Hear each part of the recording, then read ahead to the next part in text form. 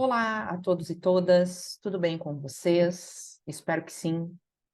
É um prazer estar aqui com vocês, né? Iniciando então esse curso tão importante e necessário, chamado Saúde Mental da População LGBTQIA+, né? Um curso que me é muito caro, né? É um assunto pelo qual eu tenho muita estima, né? De que eu já estudo há um tempo.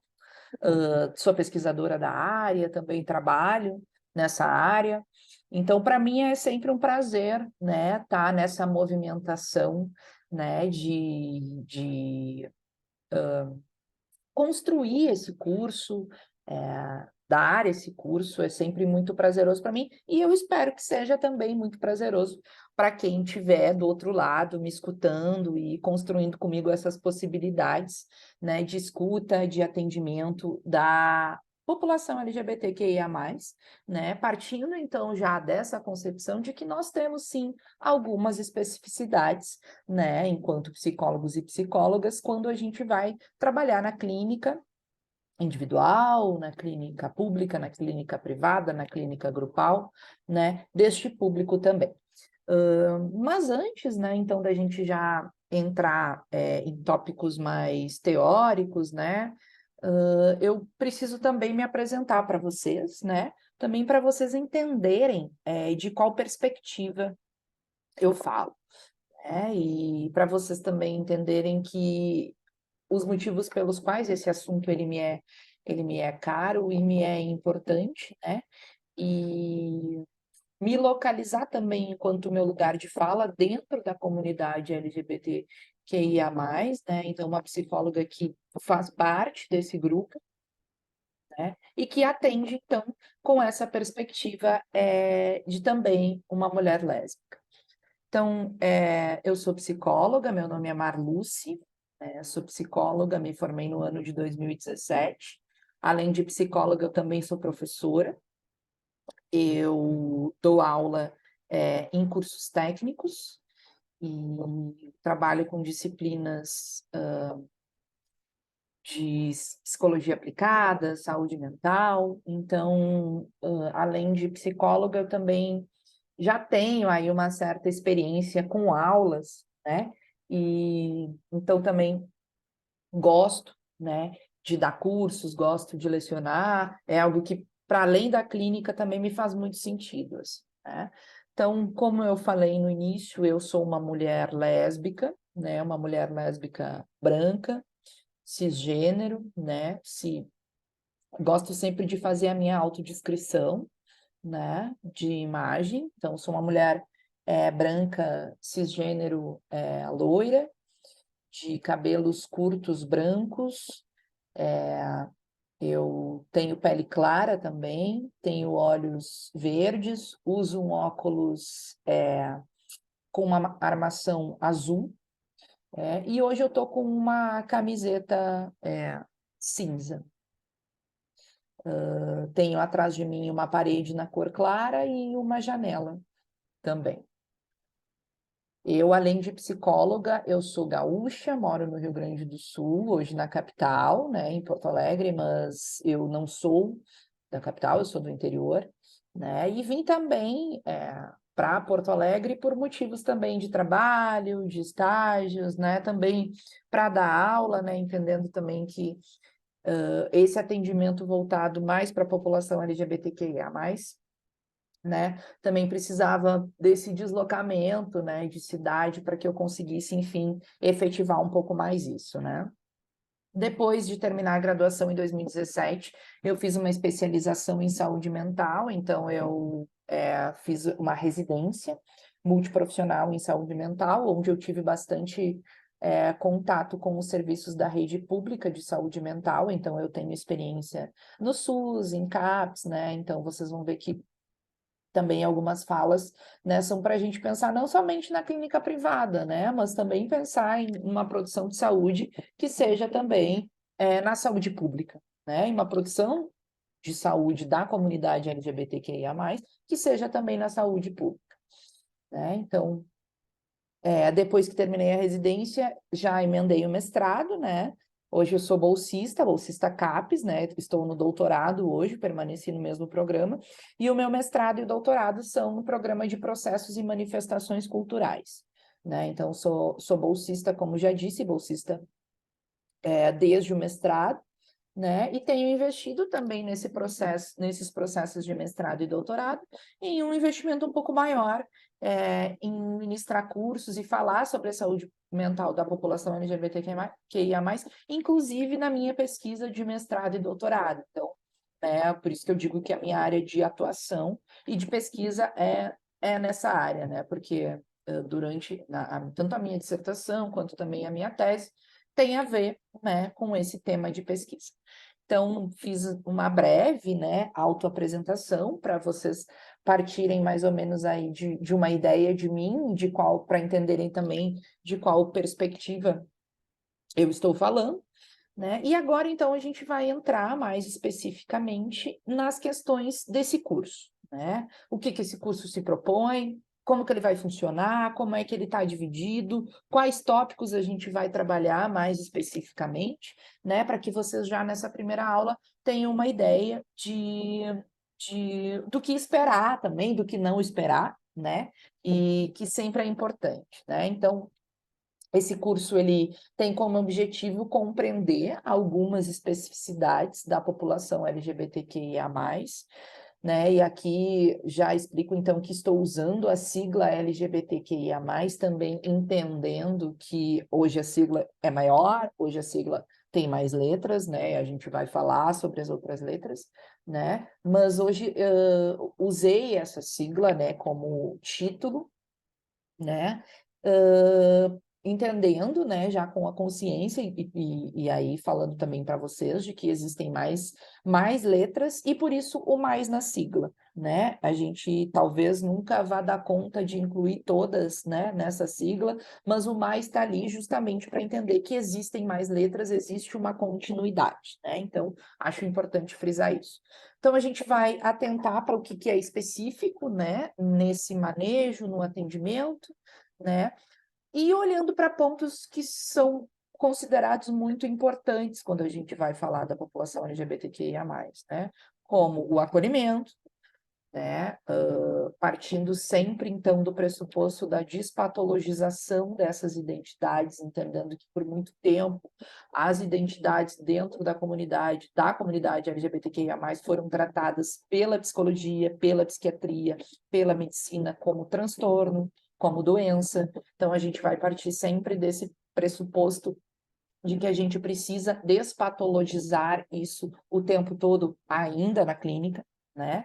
Vamos entender alguns manejos mais específicos da clínica, como coisas que a gente pode falar, coisas que a gente não pode falar, perguntas que se pode fazer, né? Então, entender coisas mais específicas, né, da clínica. Sempre, então, também partindo do pressuposto de que a afirmação das identidades LGBTQIA+, ela é necessária e é importante, né? Isso não significa que precisa, então, se encaixar em algum rótulo, em alguma letra, mas que afirmar uma identidade não cis heteronormativa é muito importante para que o sujeito consiga se autoafirmar também no mundo. Então, esses são mais ou menos assim os pontos de que a gente vai partir nesse curso. Aqui eu separei para vocês, então, a gente, né, nesse primeiro momento, nós vamos trabalhar com um módulo, né? Nós teremos 8 aulas neste primeiro módulo, e cada aula terá em torno de 30 minutos, né? Essa primeira aula, ela vai ser algo bem ainda conceitual, né? Partindo de conceitos bem introdutórios, mas entendendo que a gente precisa saber desses conceitos e precisa compreender esses conceitos para poder seguir depois para as outras discussões. Então, nessa primeira aula, a gente vai falar um pouquinho da sigla em si, de algumas das letras, né? Vamos falar de alguns termos que a gente precisa necessariamente entender e compreender para trabalhar com a população LGBTQIA+, né? Então vai ser uma aula mais introdutória, mas entendendo também que ela é importante. Depois, na segunda aula, a gente vai falar dessa questão da despatologização mesmo, das identidades, das subjetividades, então, quando que deixaram de ser transtorno, né? E como isso ainda hoje reverbera e a gente ainda precisa trabalhar, né? Depois, na terceira aula, vamos falar sobre a afirmação das identidades. Na quarta aula, a gente entra em assuntos importantes também, como o bullying, as fobias, né, que são presentes muito na escola, então vamos falar um pouquinho também de infância e adolescência, entendendo que são períodos muito importantes, fundamentais na afirmação das identidades, né, das pessoas LGBTQIA+. No quinto encontro, a gente vai falar sobre representatividade. Eu acho que hoje a mídia também nos coloca o tempo todo da importância, né, de atentar para o fato, né, para a questão da representatividade, para que as pessoas LGBTQIA+, tenham com quem se identificar, né, e como se identificar, já que por muito tempo, né, nós não tivemos. Depois nós vamos falar sobre algo muito importante para a saúde mental da LGBTQIA+, que são as redes de apoio, né? E aí entendendo também um pouco da mídia também como uma rede de apoio, né? Então a mídia vai entrar nessa rede também. E no sétimo e no oitavo encontro, né, que são as duas últimas aulas, nós vamos entrar mais especificamente na clínica psi, né, na clínica para psicólogos e psicólogas. Então, o que que muda no atendimento com a pessoa LGBTQIA+, né? Porque sim, algumas coisas vão mudar, né? A gente precisa partir muitas vezes de outras perspectivas. E aí, no oitavo encontro, né, nós vamos falar sobre como acolher, o que falar, o que não falar, o que que eu posso perguntar, o que que eu não posso, e fazer uma finalização desse curso, né? Como eu disse quando comecei a aula, eu espero que seja realmente um curso prazeroso e que seja também um curso de produção de saúde mental, né, para todos nós, né, para todos e todas. Então, agora a gente vai entrar mais especificamente no conteúdo em alguns pontos mais teóricos também. Para começar, né, eu quis começar com uma frase que me é muito impactante, né, e que eu uso ela sempre como uma reflexão inicial. A frase diz assim: a vida é impossível, mas nós seremos para sempre os dissidentes furiosos desta causa, né? Essa frase, ela vem de uma peça chamada Mito de Sísifo, né? Que é uma peça do Gregório do Vivier e do Vinícius Calderón. Sísifo, ele foi um deus grego que foi condenado lá na sua época a eternamente rolar uma pedra morro acima, né? E quando ele chegava no topo do morro, alguém ia lá, empurrava a pedra de volta e ele precisava começar a rolar a pedra morro acima de novo, né? Então eu faço essa analogia com essa peça, né? Fazendo a analogia de que para a comunidade LGBTQIA+, né? Essa pedra ela está sempre precisando voltar a rolar morro acima e a gente está sempre lá empurrando ela e muitas vezes quando a gente chega no topo do morro, alguém empurra a pedra e a gente precisa começar tudo de novo na reafirmação das nossas identidades. Então, para a gente pensar também que a nossa clínica psi, ela não pode ser essa clínica que joga a pedra de volta para baixo, né? Mas o contrário, né? Ela precisa ser uma clínica que ajuda, né, a conseguir chegar no topo desse morro e não sei se concluir, que eu acho que é difícil a gente concluir, né, mas que pelo menos esteja junto fazendo essa força, né, para que a comunidade LGBTQIA+ possa sofrer menos, né, e que tenha a sua vida, a sua saúde física, a sua saúde mental mais valorizada, mais considerada e as suas existências legitimadas, né? E aí, para a gente começar, então, bem do começo, eu trouxe aqui a sigla, né, LGBTQIA+, com as suas letrinhas. De novo, entendendo que no final da sigla nós temos o mais, né, e que nós temos mais letras, além dessas que a gente evidenciou aqui. Então vamos lá, né? Começando da primeira letra, né? Pensando também, é importante dizer que a sigla ela foi mudando durante o tempo, né? A sigla lá no início, né, na década de 80, não sei se algumas pessoas vão lembrar, mas era GLS, né? Depois ela foi para GLBT, depois o L veio para frente, entendendo muitas vezes a invisibilidade das mulheres lésbicas dentro do próprio movimento, então o L passou a estar no começo. Então a sigla ela vai se atualizando e ela segue se atualizando com o tempo.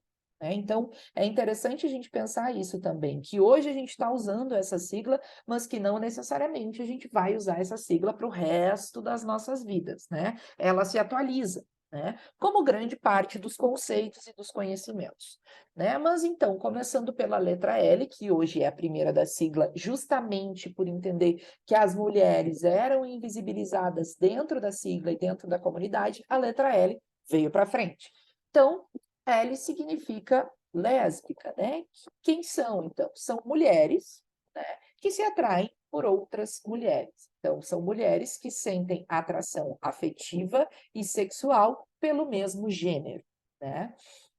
E aí depois a gente vai entrar um pouquinho em o que é gênero e o que é sexo, né? Mas entendendo, então, nesse primeiro momento, que lésbicas são mulheres que se atraem por outras mulheres. Depois nós temos o G, né? Que então a gente está falando de homens gays, então o G é de gay, né? Que diz justamente então que são homens que sentem atração por outros homens, ou seja, homens que sentem atração sexual e afetiva pelo mesmo gênero que eles, né? Depois nós temos o B, né? A gente até faz uma brincadeira, né? Que o B da comunidade LGBTQIA+, não é de biscoito, porque por muito tempo o B também foi invisibilizado, né? Muitas vezes a gente ouvia que as pessoas bissexuais, então, eram pessoas indecisas, que não sabiam exatamente o que queriam, né? Então, é importante afirmar, né, que as pessoas bissexuais, elas existem e que, então, são homens e mulheres que sentem atração sexual por mais de um gênero. Então, sentem atração sexual por 2 ou mais gêneros ao mesmo tempo, né? E isso não é indecisão, né? É uma orientação sexual tão efetiva como qualquer outra, né? Depois nós temos o T, onde entram, então, as pessoas transexuais, as pessoas transgênero e as pessoas travestis, né? Que a gente, então, engloba dentro deste T. As pessoas, então, transexuais são pessoas que se identificam com um outro gênero que não aquele atribuído no seu nascimento pelo seu sexo biológico, né? Então, são pessoas que diferem, né? Que se identificam com outro gênero que não aquele do seu sexo biológico. Depois nós temos o Q, que é de queer. O queer hoje ele está sendo, ele é uma das questões que eu mais escuto, assim, né, me explica o que é o quê. E ele hoje o quê? Ele está sendo utilizado como um termo guarda-chuva, digamos assim, dentro da comunidade LGBTQIA+, que são pessoas, então, que transitam muitas vezes entre as identidades e entre as orientações sexuais e que não são pessoas que estão inclusas, então, na cis-heteronormatividade. Daqui a pouco eu vou explicar o que é isso, né? Mas são pessoas que não se identificam dentro da norma, né? Então, são pessoas que transitam dentro da comunidade LGBTQIA+, e a gente tem usado, né, dentro da sigla, a letra Q, como uma espécie de termo guarda-chuva, né? Depois nós temos o I, que também, por muito tempo, né, surgiam muitas dúvidas também, né, mas o I ele é de intersexo, né, que significa, então, as pessoas que o desenvolvimento sexual corporal não se encaixa nessa norma de feminino, masculino, homem e mulher, né? Aqui a gente tem, né, as pessoas intersexuais são as pessoas que nascem, né, com características genitais de homem e de mulher. Antigamente era utilizado um outro termo, que é bem antigo, né? Mas hoje a gente utiliza o intersexo dentro dessa sigla. Depois nós temos o A, que também, essa é uma questão que sempre surge também, né? Mas o A ele é de assexual, né? Então são pessoas que não sentem atração sexual por outras pessoas, né? Isso não significa que essas pessoas não sintam afeto, por exemplo, que não sintam carinho, mas são pessoas que não sentem uma atração sexualmente falando, ou seja, não têm vontade de ter relações sexuais com outras pessoas, né? E isso a gente está chamando hoje de assexual. E aí, dentro desse mais, como eu já falei para vocês, né, a gente abriga diversas outras possibilidades, né? Aqui a gente tem dentro do mais também as travestis, né, que não se encaixam muitas vezes em pessoas transexuais, que são travestis que trabalham, né, com performance, a gente tem gênero neutro, a gente tem, enfim, né, outras identidades, né, que a gente justamente coloca ali o mais para que também possam ser incluídas nessa sigla, né, e que também possam ser representadas nessa sigla, né? Então, assim, rapidamente falando, seria essas as letrinhas aí, pensando, né, que o mais abriga as outras possibilidades e pensando também que essa sigla ela não é fixa, ela é móvel, né? Então a gente pode também pensar que ela mudou com o tempo e possivelmente ela vai seguir mudando. Deixa eu passar aqui.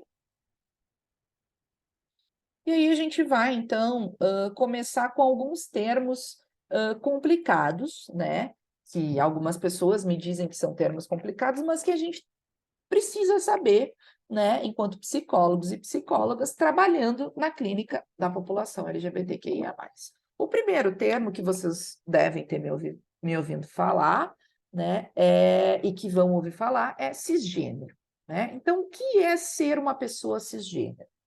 Uma pessoa cisgênero é aquela que se identifica com o seu gênero atribuído pelo seu sexo biológico. Então, logo, é o oposto de transgênero, né? Uma pessoa cisgênero é aquela que, por exemplo, quando nasceu, disseram é uma menina, ela cresce e se identifica enquanto menina, ou seja, ela tem a mesma identificação do seu sexo biológico. Isso é ser cisgênero. Logo, diferente de transgênero.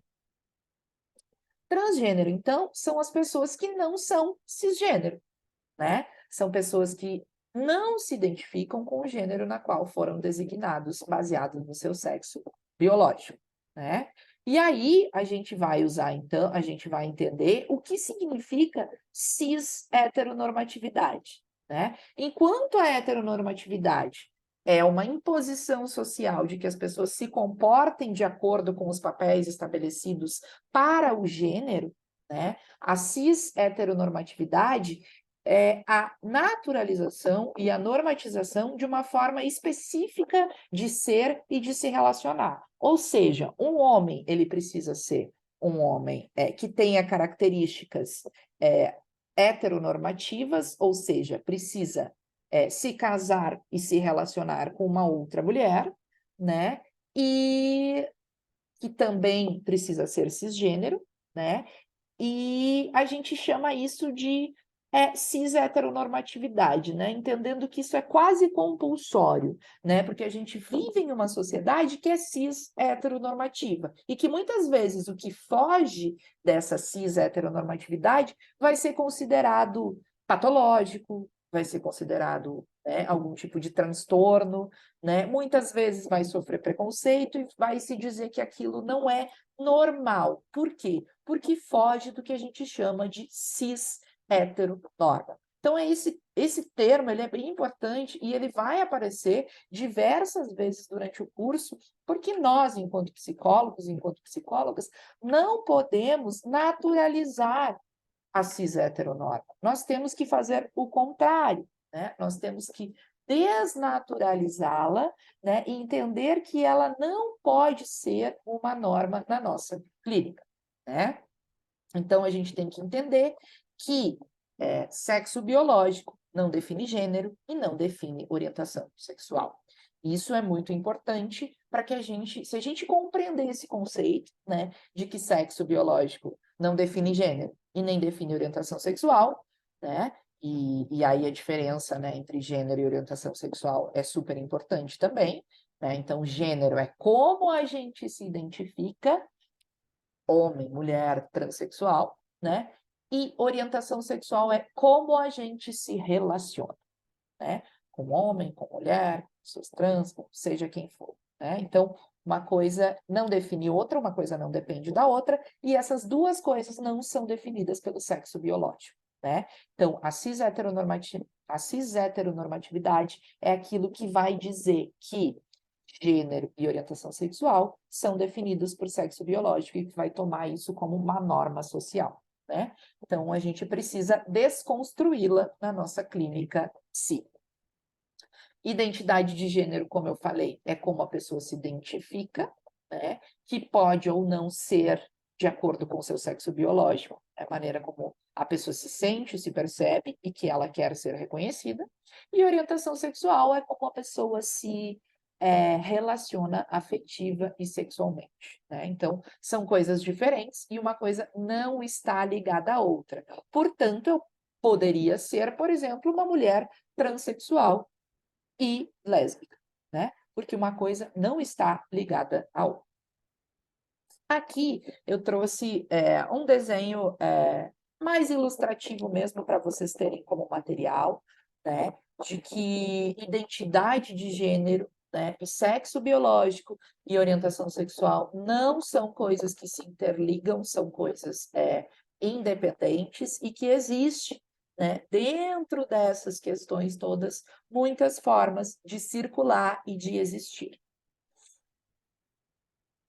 Bom, um dos maiores símbolos da comunidade LGBTQIA+, é a bandeira, né, LGBTQIA+, né? Essa bandeira, hoje, ela tem 6 cores, e cada cor dela significa uma coisa, né? Isso é a nível de curiosidade mesmo. Então, a cor vermelha significa vida, laranja, saúde, amarela, sol, verde, natureza, azul, serenidade, e o roxo, espírito, né?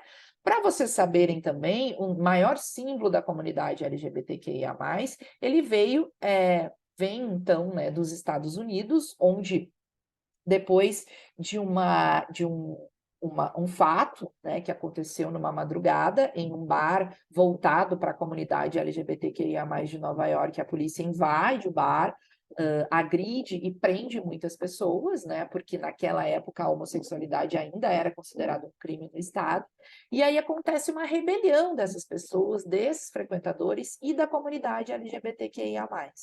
Né? Eles entram em confronto com a polícia, né? E a final da noite, inclusive, o bar foi incendiado, né? A partir dessa data, começou a acontecer no mundo todo muitas manifestações, como marchas, caminhadas pelos direitos das pessoas não heterossexuais, né? Futuramente, essas marchas e essas caminhadas viriam se tornar, né, no que a gente tem hoje de parada do orgulho LGBTQIA+, né? E aí começou a se perceber, durante essas caminhadas e durante essas marchas, que faltava um símbolo, né? Faltava um símbolo para que essas pessoas pudessem carregar em punho lá durante o seu protesto, né? E aí, no ano de 1978, um artista desenha a primeira versão da bandeira que a gente tem hoje.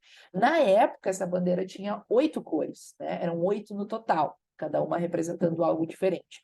Mas, como naquela época, né, havia falta de tecido, teve uma falta de tecido rosa na cidade, a cor rosa foi retirada da bandeira, né? E para ficar um número de cor pares na bandeira, a cor azul turquesa também foi retirada, né? E assim foram confeccionadas milhares de bandeiras, de exemplares da bandeira LGBTQIA+, né, que é a bandeira que a gente tem ainda hoje, com essas 6 cores, né, que é o maior símbolo da nossa comunidade, né?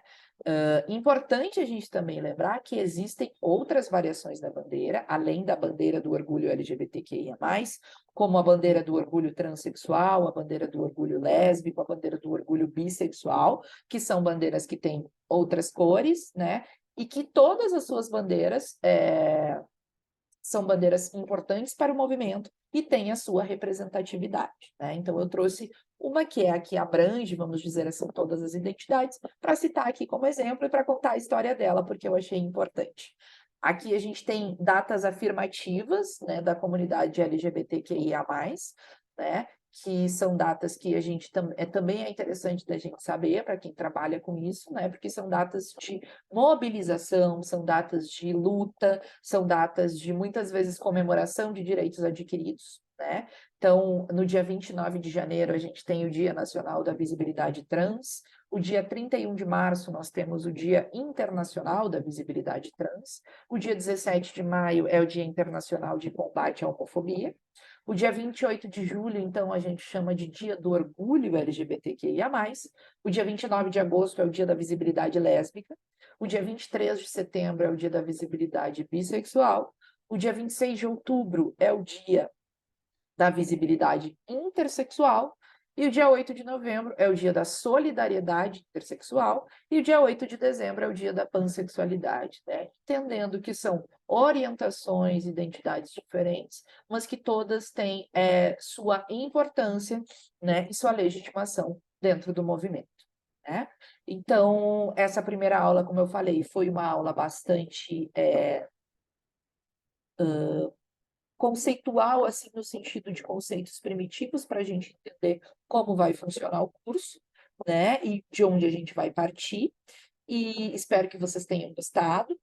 E nos encontramos na segunda aula, onde a gente vai adentrar, então, em alguns outros tópicos. Muito obrigada pela atenção de todos e todas, e até a próxima aula.